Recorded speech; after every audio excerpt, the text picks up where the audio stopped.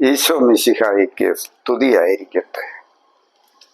പ്രിയരെ, കർത്താവ് എല്ലാ കാലത്തും മഹത്വം എടുക്കുന്നത് സമൂഹത്തിലേറെ അവഗണിക്കപ്പെടുന്നവരും കുറവുകളും ബലഹീനതകളുമുള്ള വിനീതരായ ദൈവദാസന്മാരിലൂടെയാണ്. ദൈവത്തെ കണ്ടുമുട്ടുന്ന വിനീതരെല്ലാം തങ്ങളുടെ കുറവുകളും ബലഹീനതകളും ഏറ്റുപറയുന്ന പല സുന്ദര മുഹൂർത്തങ്ങളും വിശുദ്ധ ഗ്രന്ഥത്തിലുടനീളം നാം കാണുന്നുണ്ട്. ഈജിപ്തിലെ ഏറ്റവും ശക്തനായ ഫറവോ റംസേസ് രണ്ടാമന്റെ പിടിയിൽ നിന്നും ഇസ്രായേൽ ജനത്തെ രക്ഷിക്കാൻ ദൈവം നിയോഗിക്കുന്നത് 4 വാക്ക് കൂട്ടിപ്പറയാൻ കെൽപ്പില്ലാത്ത വിക്കനായ മോശയെയാണ്. പുറപ്പാട് 4:10 ദൈവം വിളിച്ചപ്പോൾ മോശ പറഞ്ഞു, കർത്താവേ, ഞാൻ ഒരിക്കലും വാക്ചാതുര്യമുള്ളവനായിരുന്നില്ല. അങ്ങ് ദാസനോട് സംസാരിച്ചതിന് ശേഷവും അങ്ങനെ തന്നെ. സംസാരിക്കുമ്പോൾ നാവിന് തടസ്സമുള്ളവനാണ് ഞാൻ. മറ്റൊരു സന്ദർഭത്തിൽ മിദിയാൻകാരുടെ പിടിയിൽപ്പെട്ട ഇസ്രായേൽ ജനത്തെ മോചിപ്പിക്കാൻ ദൈവം നിയോഗിച്ചപ്പോൾ ന്യായാധിപന്മാരുടെ പുസ്തകം 6:15 ഗിദെയോൻ പറഞ്ഞു, അയ്യോ കർത്താവേ, ഇസ്രായേലിനെ മോചിപ്പിക്കാൻ എനിക്ക് എങ്ങനെ കഴിയും? മനാസയുടെ ഗോത്രത്തിൽ എൻ്റെ വംശം ഏറ്റവും ദുർബലമാണ്. എൻ്റെ കുടുംബത്തിൽ ഏറ്റവും നിസ്സാരനുമാണ് ഞാൻ. അതുപോലെ പ്രവാചക ദൗത്യത്തിലേക്ക് വിളിക്കപ്പെട്ടപ്പോൾ ഏശയ്യ 6:5 ഏശയ്യ പറഞ്ഞു, എനിക്ക് ദുരിതം, ഞാൻ നശിച്ചു. എന്തെന്നാൽ ഞാൻ അശുദ്ധമായ അധരങ്ങളുള്ളവനും അശുദ്ധമായ അധരങ്ങളുള്ളവരുടെ മധ്യയെ വസിക്കുന്നവനുമാണ്. യെരമ്യ പ്രവചനം 1:6 ദൈവം വിളിച്ചപ്പോൾ യെരമ്യ പറഞ്ഞു, ദൈവമായ കർത്താവെ, ഞാൻ കേവലം ബാലനാണ്, സംസാരിക്കാൻ എനിക്ക് പാഠവുമില്ല. ആമോസ് 7:14 പ്രവാചകനായ ആമോസ് പറഞ്ഞു, ഞാനൊരു പ്രവാചകനല്ല, പ്രവാചക പുത്രനുമല്ല, ഞാൻ ആട്ടിടയനാണ്. സിക്കമൂർ മരം വെട്ടി ഒരുക്കുകയായിരുന്നു എൻ്റെ ജോലി.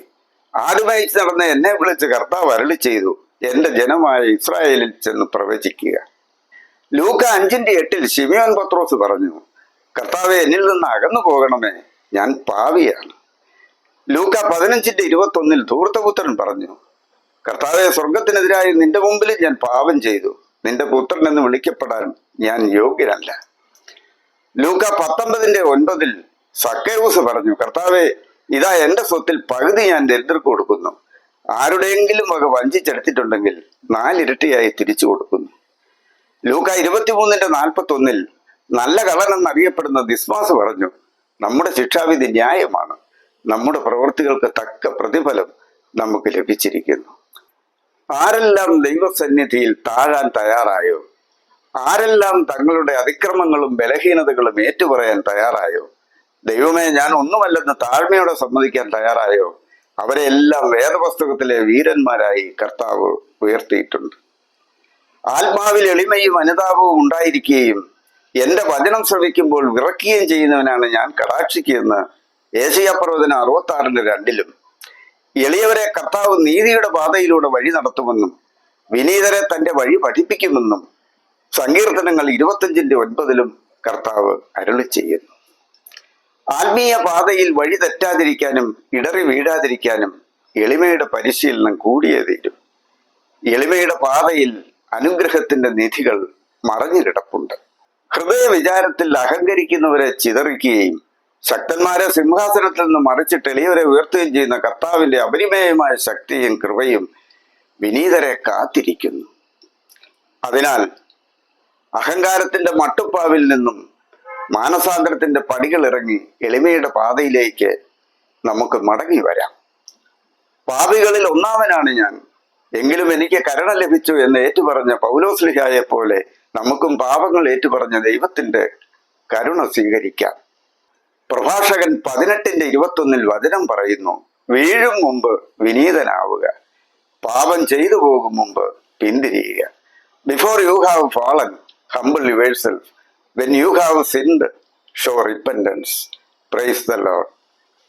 4 സുവിശേഷങ്ങളിലൂടെയും നാം കടന്നു പോകുമ്പോൾ ചെറിയ കാര്യങ്ങളോടുള്ള യേശുവിന്റെ പരിഗണനയെക്കുറിച്ചും ചെറിയ കാര്യങ്ങളിലെ വിശ്വസ്തരോട് കാണിക്കുന്ന പരിഗണനയെക്കുറിച്ചുമൊക്കെയാണ് കർത്താവ് നമ്മെ പഠിപ്പിക്കുന്നത്. ദൈവം നമ്മുടെ കൊച്ചു കൊച്ചു പ്രവൃത്തികൾ പോലും ശ്രദ്ധിക്കുന്നുണ്ടെന്ന കാര്യം ദേവാലയ ഭണ്ഡാരത്തിൽ ഏറ്റവും വില കുറഞ്ഞ 2 ചെമ്പുതൊട്ടുകൾ നിക്ഷേപിച്ച വിധവയുടെ കാണിക്കയിലൂടെ സുവിശേഷം നമ്മെ ഓർമ്മിപ്പിക്കുന്നു.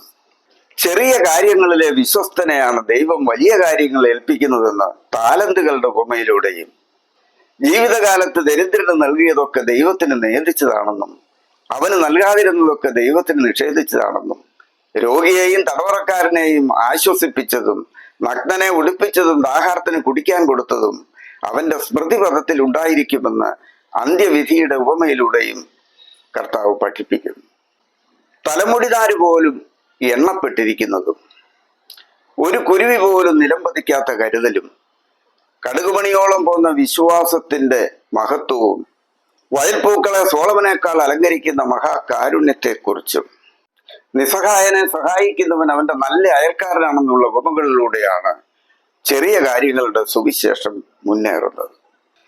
മോശയുടെ നിയമത്തിന്റെ പിൻബലത്തിൽ പിടിക്കപ്പെട്ട വ്യഭിചാരിണിയായി വന്ന നിയമജ്ഞരോട് നിങ്ങളിൽ പാപമില്ലാത്തവൻ ആദ്യം കല്ലെറിയട്ടെ എന്ന് പറഞ്ഞുകൊണ്ട് ശിക്ഷാവിധിക്ക് മുമ്പേ പശ്ചാത്താപത്തെ ഉയർത്തിക്കാണിക്കുകയും തന്റെ പുണ്യപ്രവൃത്തികളെല്ലാം ദൈവസന്നിധിയിൽ എണ്ണിപ്പറയുന്ന പരിസയന്റെ തലവണക്കാത്ത പ്രാർത്ഥനയെക്കാളും ചുങ്കക്കാരന്റെ ഹൃദയം നുറുങ്ങുന്ന ഏറ്റുപറച്ചിലിനെ ഉയർത്തിക്കാണിക്കുകയും സമൂഹത്തിലെ ഏറ്റവും അവഗണിക്കപ്പെട്ടവരായ ആട്ടിടയന്മാർക്ക് തന്റെ തിരുപ്പിറവിയുടെ സദ്വാർത്ത നേരിട്ടറിയിച്ചുകൊണ്ട് എളിയവർക്ക് ഹൃദയരഹസ്യങ്ങൾ വെളിപ്പെടുത്തുന്ന നിഗൂഢ ജ്ഞാനത്തെക്കുറിച്ചും ആത്മാർത്ഥമായ അനുതാപത്തിലൂടെ ദൈവത്തിന്റെ രക്ഷ സ്വന്തമാക്കാമെന്ന് ചുങ്കക്കാരനായ സക്കേയൂസിലൂടെയും യേശുക്രിസ്തുവിന്റെ വചനപ്രഘോഷണം കേൾക്കാമെന്ന ഒരു ബാലൻ കൊടുത്ത 5 ബാർലിയപ്പവും 2 മീൻ വറുത്തതും വാട്ടി അനുഗ്രഹിച്ച് 5000ങ്ങളെ പോഷിപ്പിച്ചുകൊണ്ട് പങ്കുവയ്പ്പിന്റെ മാഹാത്മ്യത്തെക്കുറിച്ചും കർത്താവ് പഠിപ്പിക്കുന്നു.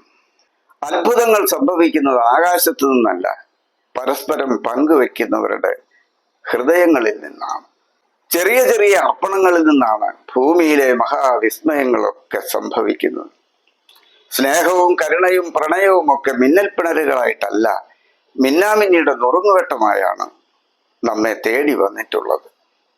ആടയാഭരണങ്ങളുടെ ചമയങ്ങളില്ലാത്ത പച്ചയായ മനുഷ്യ ജീവിതങ്ങളുടെ അഴക് കണ്ടെത്താൻ കഴിയുമ്പോഴാണ് സമസ്ത ഇല്ലായ്മകളുടെയും നടുവിൽ പിറന്ന യേശുക്രിസ്തുവിനെ കണ്ടെത്താനും നമുക്ക് കഴിയുന്നത്. Praise the lord. പ്രിയരെ, എൻ്റെ അളിയനും UK ഗ്ലാസ്ഗോയിൽ താമസക്കാരനുമായ തൊടുപുഴ ചക്കാലക്കൽ ശ്രീ രാജു ജോസഫിൻ്റെയും ശ്രീമതി മേഴ്സി രാജുവിൻ്റെയും ഇളയ മകൻ മിസ്റ്റർ ജോയൽ മനുവേൽ ജോസഫിനും അവൻ്റെ പ്രിയതമയും തൊടുപുഴ തോപ്പിൽ കുടുംബാംഗവുമായ മിസ്സസ് ആൻ മരിയ ജോയൽ എന്ന ലച്ചുവിനും ജോയലിൻ്റെ ഗോഡ്ഫാദറായ കുര്യൻ അങ്കിൾ ചെറിയ കാര്യങ്ങളുടെ സുവിശേഷം എന്ന ഈ വീഡിയോ ആത്മീയ സമ്മാനമായി സമർപ്പിക്കുന്നു. ആമേൻ.